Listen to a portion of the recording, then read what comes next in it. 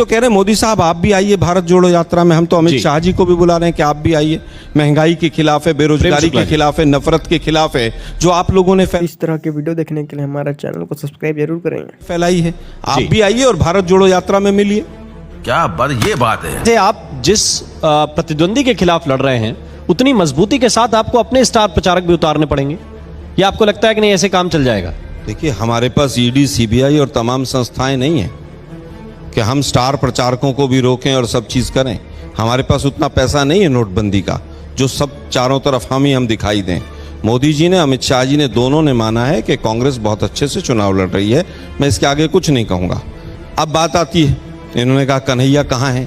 कन्हैया ने नारे दिए भारत छोड़ो के, भारत तोड़ने वाली बात कही। अरे भाई, दिल्ली में आपकी सरकार है, पुलिस आपकी है, जेएनयू आपका है। 2.5 साल हो गए, उस 3 साल उस बात को सरकार पकौड़े तल रही है। अभी तक उसको जेल में क्यों नहीं डाला? पहली डेट पर जमानत क्यों मिल गई?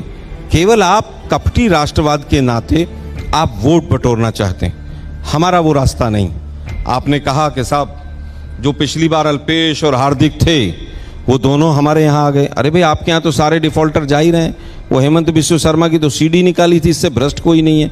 अब वो सीएम है, वो यहाँ हिंदू मुसलमान करता घूम रहा है। क्या ये सच है कि नहीं?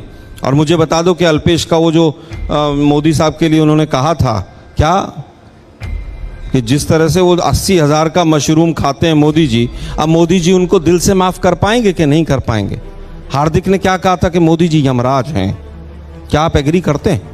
कपिल मिश्रा, एक और भूल गए आप, मैं याद दिला देता हूं, क्या क्या कहा था स्नूप गेट के लिए उन्होंने दिल्ली की विधानसभा में।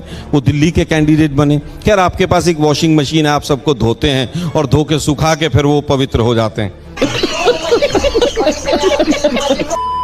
तीसरी चीज मैं पूछना चाहता हूं, 6000 स्कूल बंद हो गए, उसके बाद कहते हैं आपने काम किया। एक यूनिवर्सिटी सरकारी नहीं खोली, फिर कहते हैं आपने सरकार काम किया। एक गवर्नमेंट का मेडिकल कॉलेज आपने पिछले 20 साल में, 22 साल में नहीं खोला, सब प्राइवेट में दे दिए। 31 मेडिकल कॉलेज हैं, 31 में से 10 जो हैं वो गवर्नमेंट के हैं, 10 में से 9 हमारे समय में बने, एक अटल जी ने बनाया केवल भुज में। आप एक मेडिकल कॉलेज का नाम बताइए जिसकी नींव सरकारी जमीन पर मोदी जी ने रखी हो और उसमें बच्चे पढ़ते हो। केवल चुनाव प्रचार करने से कुछ नहीं होगा। मोदी साहब रोज गोल पोस्ट बदल रहे हैं, रोज उनकी हालत खराब हो रही है। अगर यहां पर डबल इंजन था तो मोदी साहब 4 दिन से डबल इंजन के नाम पर वोट क्यों नहीं मान रहे? एक इंजन तो बिल्कुल ब्लास्ट होकर लोकोमोटिव शेड में चला गया और दूसरा इंजन मोदी साहब की गाड़ी के पीछे पीछे भाग रहा है कि खिड़की खुले तो मैं इसमें घुस जाऊं।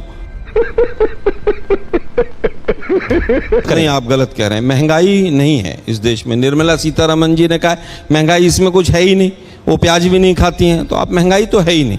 412 रुपए का सिलेंडर महंगा था और 1100 रुपए का बहुत सस्ता है, और महंगाई तो है ही नहीं। एक तलाती का पद निकलता है, यहाँ पर 300 वैकेंसी होते हैं, 17 लाख बच्चे अप्लाई करते हैं, लेकिन बेरोजगारी तो है ही नहीं गुजरात के अंदर। तुम लोग गलती से अगर नए हो तो सब्सक्राइब करो, वो जो लाल वाला बटन है उस पर अपने जीजा जी फेंक के मारो या फूफा जी, मुझे नहीं पता, बस क्लिक हो जाना चाहिए। अब मैं भी जा रहा हूं, मुझे मुठिया पेलने जाना है। बाय।